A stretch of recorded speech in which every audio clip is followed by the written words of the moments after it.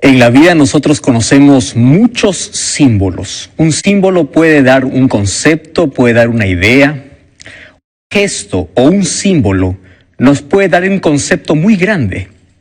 Una sola imagen nos puede alertar, nos puede decir cosas interesantes, increíbles. Una imagen nos puede emocionar. Los símbolos en la vida son usados en toda área. Cuando nosotros vamos a la palabra de Dios, vamos a encontrar que la Biblia está llena de símbolos. ¿Y será que Dios siempre usó imágenes, usó símbolos, no solamente para captar o llamar la atención de las personas, sino para mostrarles verdades profundas que de otra manera nosotros jamás lo entenderíamos? Es por eso que en la Biblia, cuando Dios se dirige al ser humano y quiere mostrarle una grande verdad, Él prefiere usar un símbolo o una imagen. Ahora, esta noche hablaremos qué significa la imagen o el símbolo de la cruz. Cuando Jesús estuvo aquí en la tierra, nos contó muchas parábolas. Esas parábolas traían verdades profundas, traían consejos, traían advertencias, traían juicios. Esas parábolas, tomadas de las imágenes cotidianas, imágenes reales, o simplemente nos hacía imaginar cosas para enseñarnos grandes verdades. Ahora, ¿cuál es el primer símbolo que encontramos en la palabra de Dios? Cuando nosotros vamos al libro de Génesis, encontramos que Dios crea al hombre y a la mujer, Adán y Eva. Y los creó para que ellos puedan ser felices y eternos. Solo que la felicidad y la eternidad dependían de la relación de obediencia por amor que ellos tendrían con su Creador o con su Dios. Es allí donde Dios da la primera orden y dice así: su amor, su lealtad hacia mí va a ser demostrado a través de la obediencia. De todo árbol del huerto ustedes podrán comer, con excepción de uno. Y eso, o ese árbol, está en el centro del huerto. A ese árbol no se acerquen, no lo toquen y no coman de su fruto, porque el día que ustedes comen, de cierto morirás. ¿Qué tenía de malo ese árbol? Probablemente nada. Solo que aquí encontramos algo muy importante que nosotros debemos comprender. El destino de todo ser humano que busca hacer su propia voluntad siempre termina en la muerte. En cambio, cuando tú obedeces y sigues las instrucciones claras que Dios te ha dejado, siempre termina en vida o siempre es vida eterna. Sin embargo, ellos desobedecieron la orden de Dios y prefirieron buscar su propio camino. Se rebelaron contra Dios. Y en la vida, querido, tú solamente tienes dos opciones: o hacer tu voluntad o someterte a la voluntad de Dios. Solo que cuando tú haces tu voluntad, te estás separando de Dios, porque Dios conoce que tus caminos te llevan a la muerte. Es por eso que Él ha trazado para ti un camino, porque Él sabe por dónde está la vida, porque Él es la vida. Y cuando tú te rebelas y te separas de Dios buscando hacer tu propia voluntad, siempre vas a terminar en muerte. La orden de Dios había sido bien clara: el día que ustedes comen de este fruto, ustedes van a morir. Y ustedes saben qué aconteció. Ellos tomaron del fruto, comieron, eligieron su propio camino y ellos sabían las consecuencias de ese acto. ¿Cuál era la consecuencia? La consecuencia era simple: una pena de muerte. Porque eso es lo que trae el pecado. El pecado trae pena de muerte. Ahora, es interesante que algunos dicen así: Dios allí mintió, porque la verdad, ellos no murieron cuando comieron el fruto prohibido. Ellos continuaron viviendo aunque salieron del huerto, del paraíso, del jardín del Edén. ¿No hubo muerte? No, estás equivocado. Sí hubo muerte. Y hubo muerte en el mismo día que ellos desobedecieron. Porque cuando Dios fue a buscar a Adán y Eva, ellos se habían escondido. Porque ellos se sentían desnudos o se dieron cuenta que estaban desnudos. Y ahí es Dios quien toma un cordero y sacrifica ese cordero. Y es la primera vez que Adán y Eva ven a un animal morir, a un ser creado por Dios. Imagino la tristeza profunda que hubo en el corazón porque vieron un animal inocente morir en su lugar. A partir de ese día Dios estaba diciendo, la consecuencia del pecado es la muerte. Cada vez que tú pecas, mereces morir.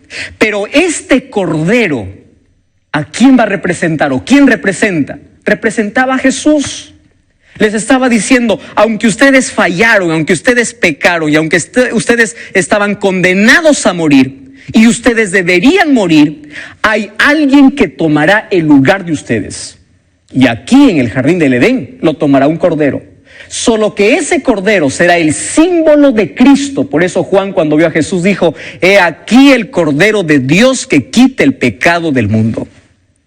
Y en el Antiguo Testamento encontramos muchas imágenes. Encontramos que Dios manda a construir a Moisés un santuario, y en ese santuario había muchos objetos. Había panes, había un incenciario, había luz, había cordero, había un altar. Todo eso era símbolo, era representación del sacrificio de Cristo. Querido, todos los seres humanos, desde que entró el pecado, merecíamos morir. Porque Romanos 6:23 dice, la paga del pecado es muerte. Tú y yo tenemos una condena. Y esa condenación es que tú y yo merecíamos la pena de muerte. Pero alguien tomó nuestro lugar. Alguien se hizo hombre, se hizo ser humano y nos libró de la muerte eterna que tú y yo merecíamos. Él tomó nuestro lugar, sufrió nuestro dolor, cargó nuestro pecado. Y ese sacrificio nosotros lo vemos en una cruz.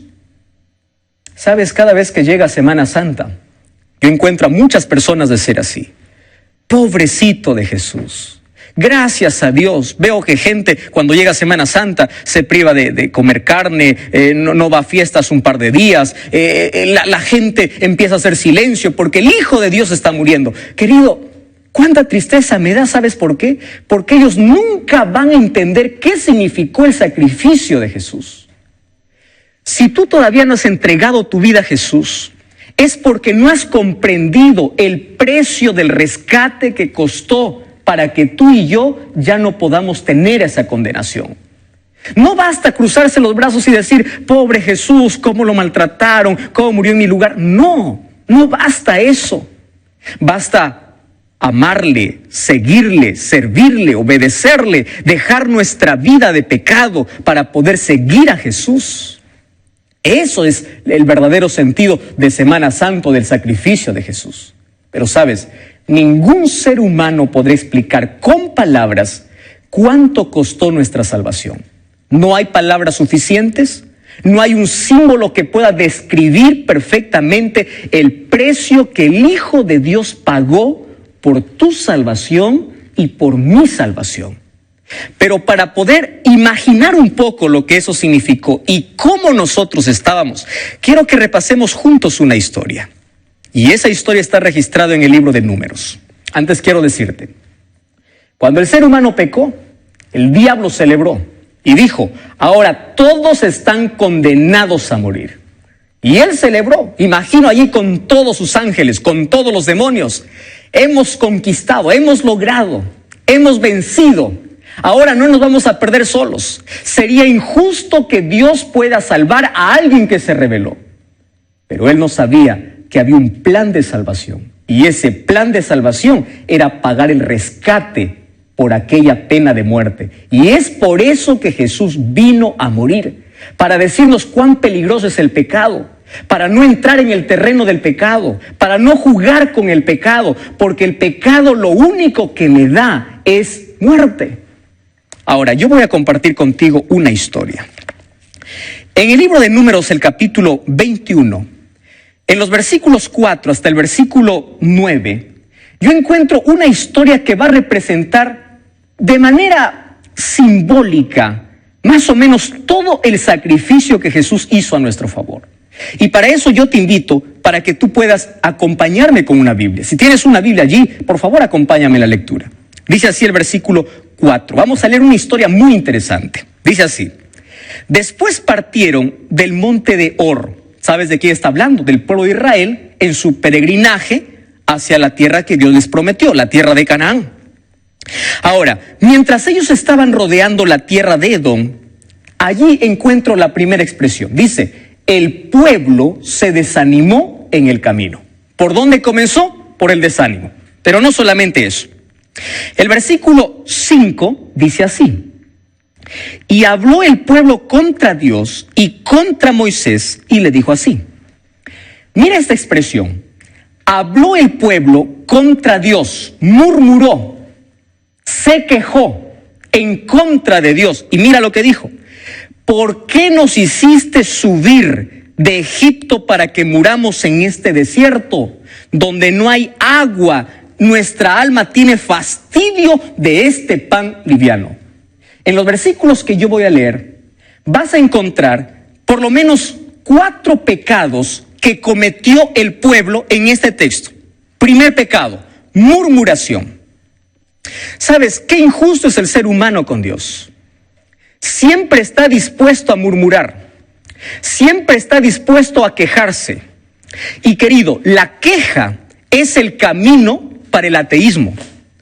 Mientras una persona más se queja, está más cerca de poder dudar de la existencia de Dios. Yo encuentro a muchas personas que hoy se quejan porque empiezan a contar las dificultades de su vida en lugar de contar las bendiciones que Dios les dio. Y el pueblo era injusto. ¿Qué cosa dijo? Murmuró contra Dios y dijo: ¿por qué nos hiciste subir? ¿Sabes qué estaba diciendo? Dios es el culpable de lo que está aconteciendo. Ojalá nos hubiésemos quedado como esclavos allá en Egipto. Ojalá siguiéramos allá. ¿Por qué nos sacó Dios? ¿Sabes? Dios escucha toda queja que sale de tus labios. Es verdad que podemos contar a Dios nuestras dificultades. Es verdad que podemos desahogar, podemos abrir el corazón para con Dios cada vez que oramos. Pero qué triste es ver personas que lo único que conversan son quejas y quejas y quejas y quejas. La murmuración es retar a la sabiduría divina y la queja es el camino al ateísmo. Yo sé que hay dificultades en la vida, pero en lugar de poder quejarte, empieza a contar las bendiciones de Dios. Eso no significa que tú vas a esconder cuán mal te va. Es bueno compartir, pero no es bueno siempre quejarse en contra de Dios. Ahora, ahí viene una mentira. Mira, ¿y cuál es la mentira? Dice así: pues aquí no hay pan ni agua y nuestra alma tiene fastidio de este pan liviano. Pregunto, ¿eso es verdad? Claro que no, querido. Eso es mentira. ¿Acaso les faltó pan? ¿Acaso les faltó agua? Cuando estaba en el desierto, de una peña salió agua. Del cielo caía maná, el alimento de los ángeles, el alimento que les hacía mantener fuertes, el alimento que les daba vigor, fortaleza, el pan del cielo. Ellos estaban no solamente descontentos, sino que el segundo pecado es la mentira. ¿Por dónde comienza? Por una queja. Y un pecado te lleva a otro. El otro pecado es la mentira. Comenzaron quejándose, ahora están mintiendo. Dice, ni pan ni agua. Eso, totalmente mentira. Ahora, ¿qué cosa aconteció? Nuestra alma tiene fastidio. Aquí viene el tercer pecado, el descontento. Hay gente que no solamente se queja en la vida, sino que se descontenta de todo. De lo poco se descontenta, de lo mucho se descontenta. Mira, el siguiente pecado. Entonces, allí viene el cuarto. Ellos aquí expresaron no solamente su descontento, sino su ingratitud para con Dios. ¿No te parece que nos parecemos mucho a este pueblo? Nos paramos quejando, número 1. A veces mentimos o exageramos. Número 2. Número 3, estamos descontentos con las cosas que recibimos o que tenemos. Y número 4, nosotros también somos ingratos con Dios. Ahora, aquí yo encuentro 4 pecados marcados en el pueblo de Israel. Solo que después del pecado, ¿qué cosa viene? ¿Cuál es la paga del pecado? Es la muerte. Y aquí tú puedes encontrar lo siguiente. Versículo 6 dice así: y Jehová envió entre el pueblo serpientes ardientes que mordían al pueblo, y murió mucho del pueblo de Israel. Qué interesante. A mí me interesa mucho la expresión Jehová envió serpientes ardientes. ¿Significa que Dios se venga de todos aquellos que le desobedecen o es consecuencia? Mira, quiero invitarte a leer lo que dice el libro de Deuteronomio, el capítulo 8, el versículo 15. Un libro más adelante dice así, Deuteronomio, capítulo 8, versículo 15, dice así: Jehová te hizo caminar por un desierto grande y espantoso, lleno de serpientes ardientes y de escorpiones, y de sed donde no había agua, y él te sacó agua de la roca. Es decir, en el desierto mientras ellos caminaban, estaba lleno de serpientes. Solo que cuando ellos obedecían a Dios, Dios controlaba todos esos animales para que no puedan ofender o no puedan picar a sus hijos. Y es maravilloso cuando uno obedece a Dios, porque pueden haber serpientes a tu alrededor y Dios te protege. Pero cuando uno se rebela contra Dios, Dios quita su protección y allí pagamos las consecuencias de nuestro pecado. ¿Y por qué dice ardientes? Era no solamente por el color, sino porque la picadura causaba una inflamación, una infección, una fuerte fiebre y el pueblo moría. Ahora, frente a esa consecuencia, aquí vemos el arrepentimiento. El versículo 7 dice: entonces el pueblo vino a Moisés y dijo: hemos pecado, por favor ora, ruega a Dios para que nos quite esta serpiente. Y Moisés oró. Y ahí viene la solución. Y Jesús le dice, y Dios le dice: hazte una serpiente ardiente y ponla sobre un asta, y cualquiera que fuere mordido y mirare será salvo. ¡Qué interesante! Dios le dice: muy bien, la solución es simple. Hay arrepentimiento, aquí viene la solución. Una vez más, una figura que representaba a Cristo. Ahora funde una serpiente, una imagen de una serpiente, levántala sobre un asta y todo el que mire es salvo. ¿Sabes qué cosa significa eso? Eso es un acto de fe. ¿Por qué un acto de fe? Porque tú crees que una persona normal puede creer.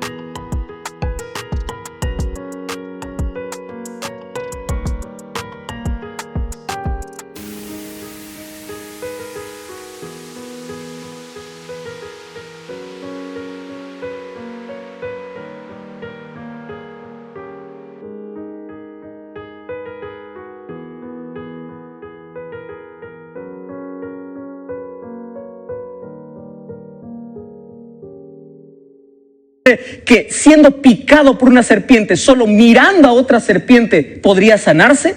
Esto significaba creer en la palabra de Dios, y todo el que obedecía vivía. Y aquí me está diciendo que la salvación frente al pecado es simple. Mira a Jesús, mira la cruz. Ahora, han pasado por lo menos 500 años, y esta serpiente, que un día era un acto de fe para mirar y ser salvo porque representaba a Cristo, se convirtió en idolatría. Que el pueblo, a través del tiempo, ya no miraba esa serpiente como un símbolo, sino como un ídolo, como un dios. Y es por eso que el rey Ezequías, después de 500 años, derribó esa serpiente y dijo: vamos a quitar esto porque se ha convertido.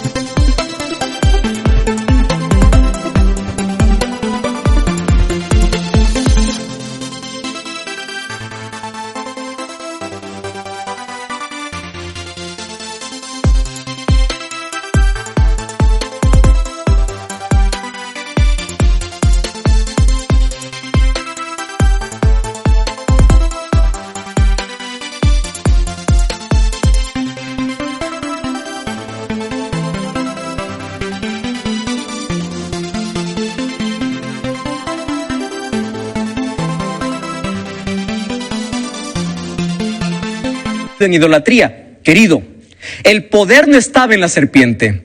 El poder no estaba en esa asta. El poder estaba en Jesús. Pero esa serpiente representaba a Cristo. Ahora tú puedes decir, pastor, ¿cómo una serpiente va a representar a Jesús? ¿Cómo una serpiente? Mira, un día Jesús